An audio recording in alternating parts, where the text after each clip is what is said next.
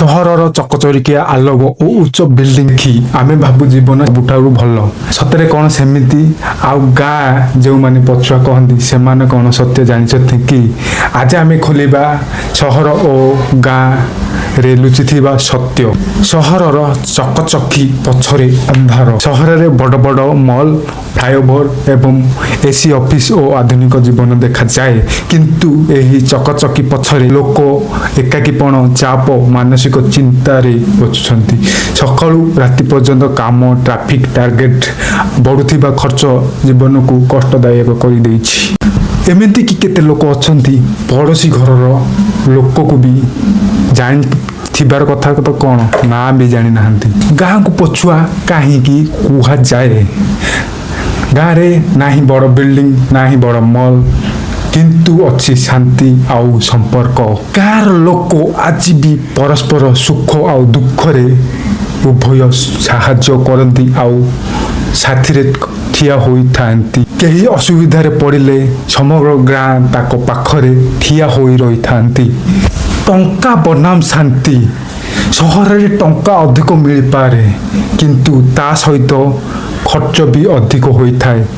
ଘର ଭଡ଼ା, ବିଜଲି ବିଲ୍, ଯାତାୟାତ ଖର୍ଚ୍ଚ, ମହଙ୍ଗା ଖାଦ୍ୟ। ଅନ୍ୟପଟେ ଗାଁ ଆୟ କମ୍, କିନ୍ତୁ ଜୀବନରେ ଗତି ସ୍ଥିର ଓ ଶାନ୍ତି ରହିଥାଏ। ଆଉ ଲୋକମାନେ ଖୋଲା ପବନରେ ମଧ୍ୟ ନିଶ୍ୱାସ ନେଇପାରନ୍ତି। ଶିକ୍ଷା ଓ ସ୍ୱାସ୍ଥ୍ୟ ବ୍ୟବସ୍ଥାରେ ସହରର ଶିକ୍ଷା ଓ ହସ୍ପିଟାଲ ସୁବିଧା ଅଧିକ ଅଛି, ଏହା ସତ୍ୟ, କିନ୍ତୁ ଏହାର ମୂଲ୍ୟ ମଧ୍ୟ ବହୁତ ଅଧିକ। ଗାଁରେ ଅନେକ ସ୍ଥାନରେ ଆଜି ମଧ୍ୟ ଭଲ ସ୍କୁଲ ଓ ହସ୍ପିଟାଲର ଅଭାବ ରହିଛି। ଏହା ଗାଁର ସବୁଠାରୁ ବଡ଼ ସମସ୍ୟା।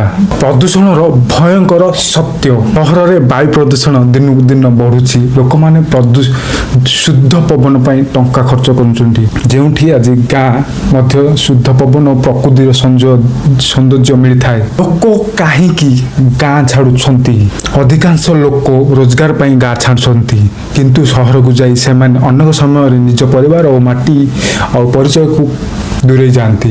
ସହରର ସେମାନେ ଟଙ୍କା ଦିଏ, କିନ୍ତୁ ଅନେକ ସମୟରେ ଶାନ୍ତି ଛଡ଼ାଇ ନେଇଥାଏ। ଅସଲ ସତ୍ୟ, ସହର ଖରାପ ନୁହେଁ କି ଗାଁ ମଧ୍ୟ ପଛୁଆ ନୁହେଁ। ଦୁହିଁର ନିଜ ନିଜ ଶକ୍ତି ଓ ଦୁର୍ବଳତା ଅଛି। ସହର ଦେଇଥାଏ ସୁଯୋଗ, ଗାଁ ଦେଇଥାଏ ଶାନ୍ତି। ସହର ଦେଇଥାଏ ଗତି, ଗାଁ ଦେଇଥାଏ ସମ୍ପର୍କ।